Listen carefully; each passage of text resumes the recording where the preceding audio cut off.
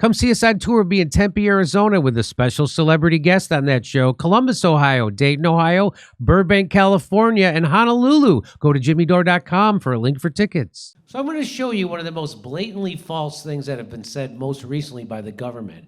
And it was said by Anthony Blinken, who's the secretary in the State Department.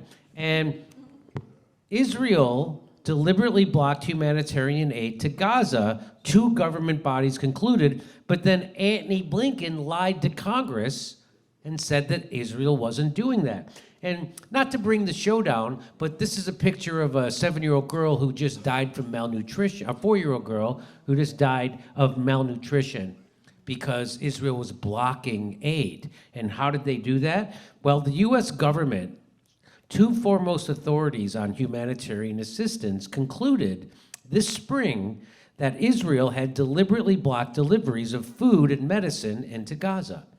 The United States Agency for International Development delivered its assessment to Secretary of State Antony Blinken, and the State Department's Refugees Bureau made its stance known to top diplomats in late April. Their conclusion was explosive because U.S. law requires the government to cut off weapons shipments to countries that prevent the delivery of U.S.-backed humanitarian aid. Israel has been largely dependent on American bombs and other weapons in Gaza since the October 7th attacks. But Blinken and the administration of President Joe Biden did not accept either finding. Days later, on May 10th, Blinken delivered a carefully worded statement to Congress that said, "We do not currently assess that the Israeli government is prohibiting or otherwise restricting the transport of delivery of U.S. humanitarian assistance." They knew that was a lie. They were lying to Congress, not only to the United States people, but to Congress. Prior to his report, USAID, which is a CIA fucking cutout, even they said, Blinken, a detailed 17-page memo on Israel's conduct. The memo described instances of Israel interference with aid efforts, including killing aid workers, razing agricultural structures, bombing ambulances and hospitals, sitting on supply depots, and routinely turning away trucks full of food and medicine. Life-saving food was stockpiled less than 30 miles across the border in an Israeli port, including enough flour to feed about 1.5 million Palestinians for 5 months. But in February, the Israeli government had prohibited the transfer of flour, saying the recipient was the United Nations Palestinian branch that had been accused of having ties with Hamas. Separately, the head of the State Department's Bureau of Population, Refugees, and Migration had also determined that Israel was blocking humanitarian aid and that the Foreign Assistance Act should be triggered to freeze almost $830 million in taxpayer dollar earmarked for weapons and bombs to Israel. Okay, the UN has declared a famine in parts of Gaza. The world's leading independent panel of aid experts found that nearly half of the Palestinians in the enclave are struggling with hunger. Many go days without eating. Local authorities say dozens of children have starved to death, likely a significant undercount. Healthcare workers are battling a lack of immunizations compounded by a sanitation crisis. Last month, a little boy became Gaza's first confirmed polio case in 25 years. The USAID officials wrote that because of Israel's behavior, the U.S. should pause additional arms sales to the country. ProPublica obtained a copy of the agency's April memo, along with the list of evidence that the officials cited to back up their findings. USAID, which is led by longtime fucking bloodthirsty maniac Samantha Power, even she said that the looming famine in Gaza was the result of Israel's arbitrary denial, restriction, and impediments of U.S. humanitarian assistance. It also acknowledged Hamas had played a role in the humanitarian crisis. The agency had 4 months tried and failed to deliver enough food and medicine to the starving and desperate Palestinian population.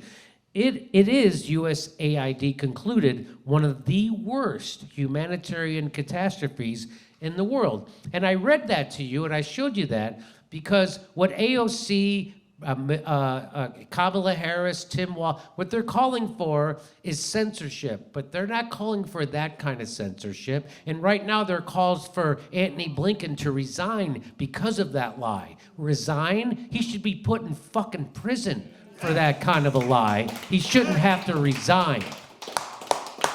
That's a guy aiding and abetting a genocide and the starvation of a population of people. But that's the kind of thing that they're never... So again, the biggest liars who tell the biggest lies are you know what they want to do? They want to take Alex Jones' studio away from him. Nothing he said killed anybody, but what Antony Blinken did killed many, many people. Thousands of people, at least dozens of children he's responsible for killing. Alex Jones didn't kill fucking anybody, and they're coming down on him. They're not going to come down on Antony Blinken. He's not even going to be made to resign. Nothing's going to happen because he's really running the government, and it certainly isn't Joe Biden. So I just want to let everybody know who's watching this, and anybody who sees this on YouTube or Rumble or X or wherever you see it, that the calls for censorship are just calls to control you. Because if they can't control you, then they have to start fucking killing people. And that's a lot harder, but they're still willing to do that too. First, they want to control you. So any motherfucker who's calling for censorship is your enemy. They are the enemy, and don't ever forget that.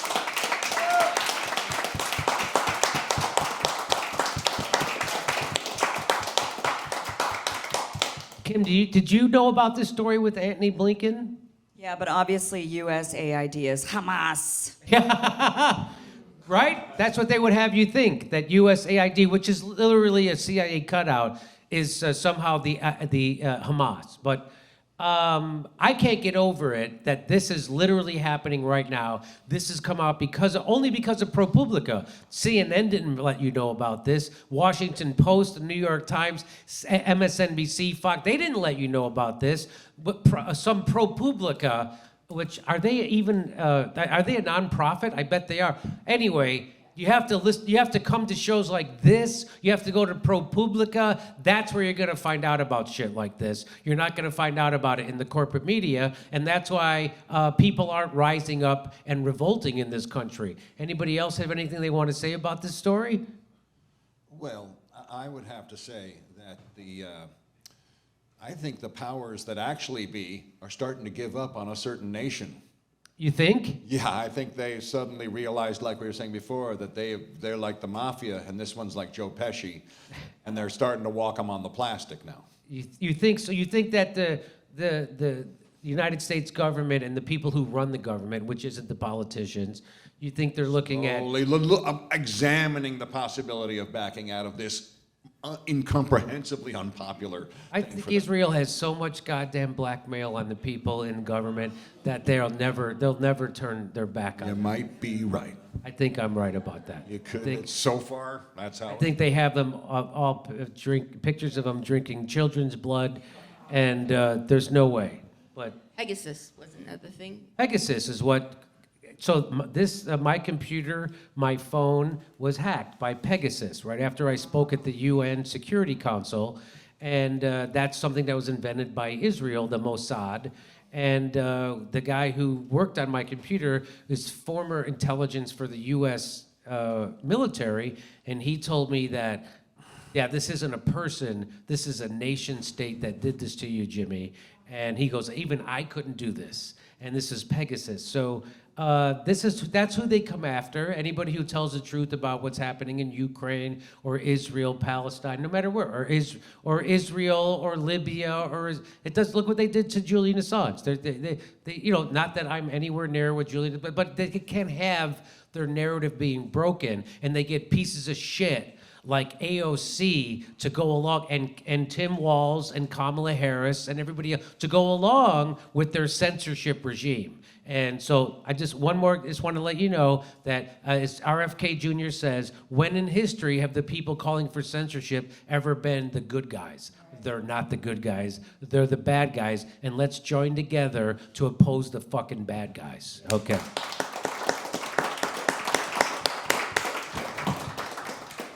By the way, is Hamas the good guy from your perspective?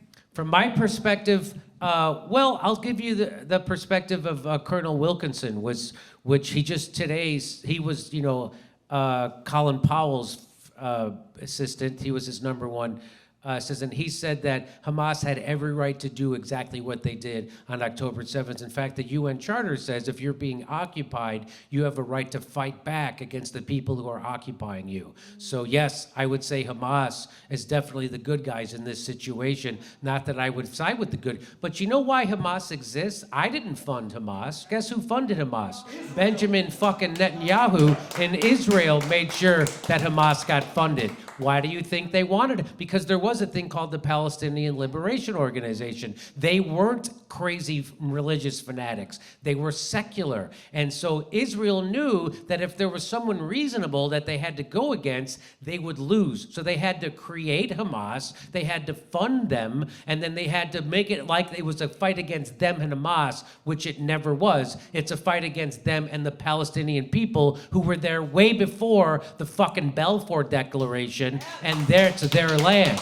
And Benjamin Netanyahu he's not a native to the Middle East. He came from fucking Poland, and so which is what most Zionists are. So I hope, did that answer your question? But also, Jimmy, wasn't in October 7th, before that, wasn't Israel asking for Netanyahu to step down? So yeah, there were thousands of people who were surrounding not Benjamin Netanyahu's office, but his house, demanding that he resign because of his criminal corruptness. And turns out that what they were upset about, well, now they're upset that he won't sign a deal with Hamas to get the hostages out. They know that he's the guy who's standing in the way. It's not, just like President Trump found out that it wasn't the Palestinians that were against a deal, it was Benjamin Netanyahu. And I played that video on our show where he said, after 3 minutes, I asked Bibi, do you want a deal? And Bibi went, So he figured out that it's Benjamin Netanyahu and the Likud party and the Israeli government that doesn't want a deal. And those people who surrounded Netanyahu's house were protesting because they wanted him to step down because they knew he was a corrupt piece of shit, but they were protesting his rigging of the Supreme Court, which to me, that's like protesting at Pol Pot's house because you want more bike lanes. But the point is, okay. Come see us on tour. Be in Tempe, Arizona with a special celebrity guest on that show. Columbus, Ohio, Dayton, Ohio, Burbank, California, and Honolulu. Go to jimmydore.com for a link for tickets.